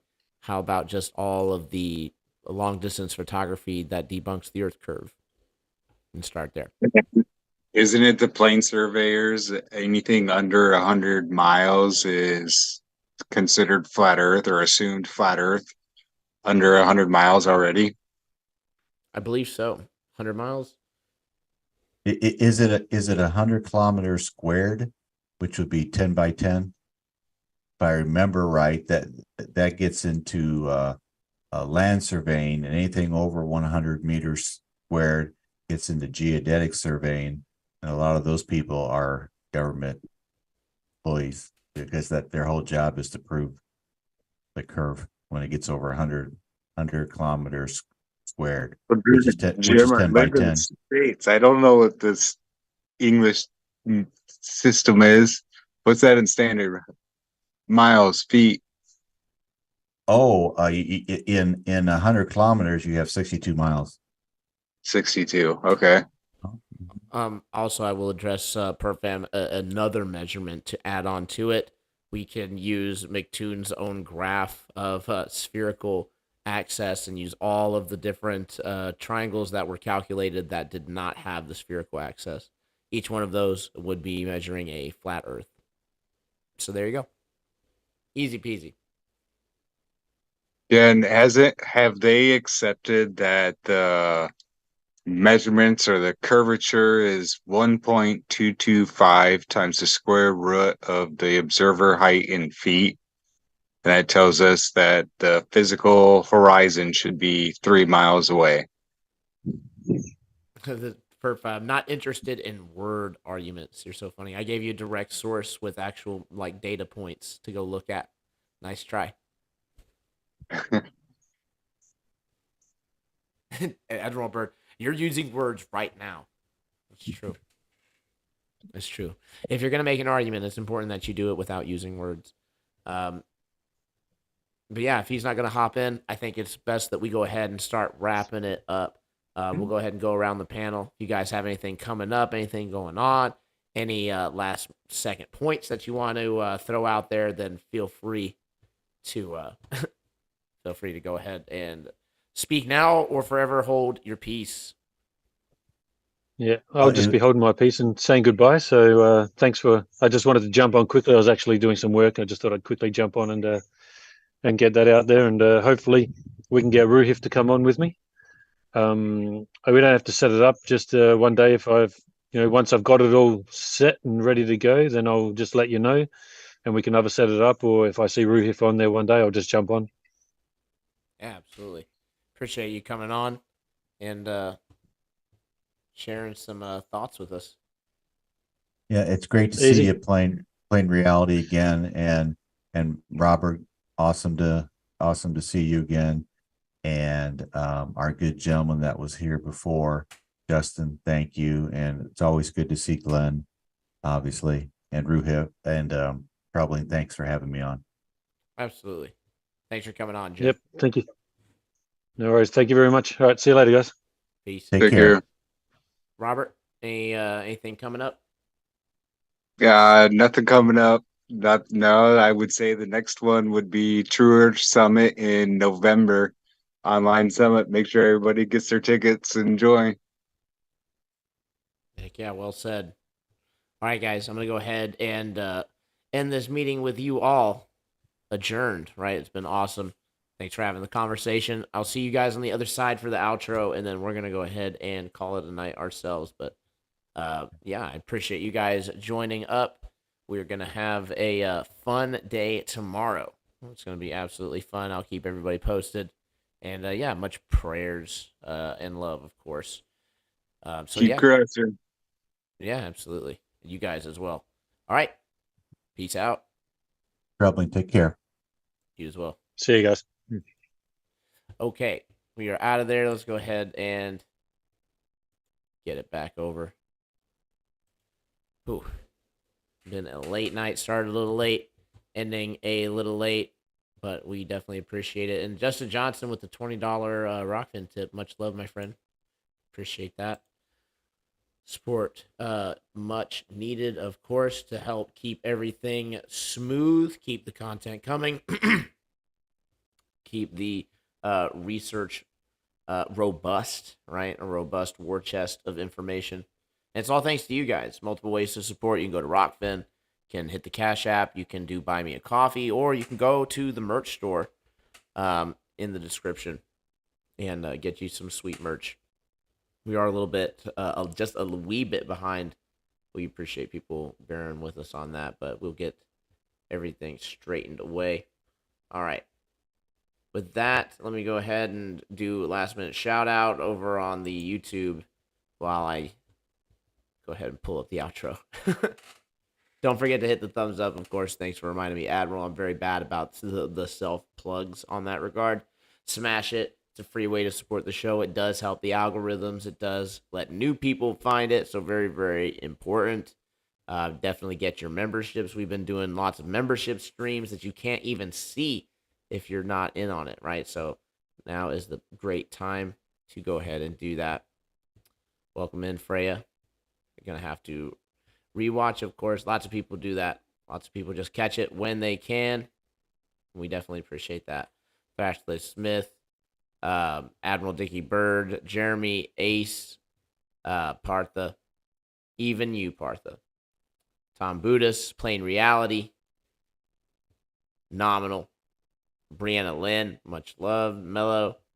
We got Rethink Inc. Nominal. Dr. Law. Man, this one's a doozy.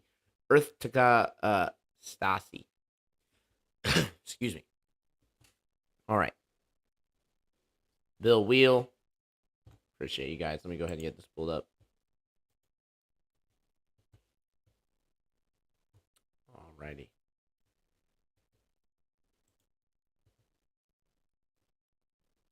Yeah, if I miss you guys, I apologize. Can't always get to everybody, but we do try, and you guys are all legends anyway. So you don't need to hear it just from little old me. Terry Rowe, shout out to you as well. Lots of repeats now, so not going to just keep scrolling. Benny Boy, of course, Thrash List Smith. In any case, I appreciate you guys. We will catch you tomorrow. We're just going to be doing a stream every day, right? So tomorrow I'll be able to come back on, hopefully, and give you guys somewhat of an update. Again, hopeful, fingers crossed. Don't know exactly what's going to happen. So awesome stuff. Let's go ahead and play us out with some Punch Deck. I love how it just launches right into the middle of the song. All right, guys. Till tomorrow. Peace.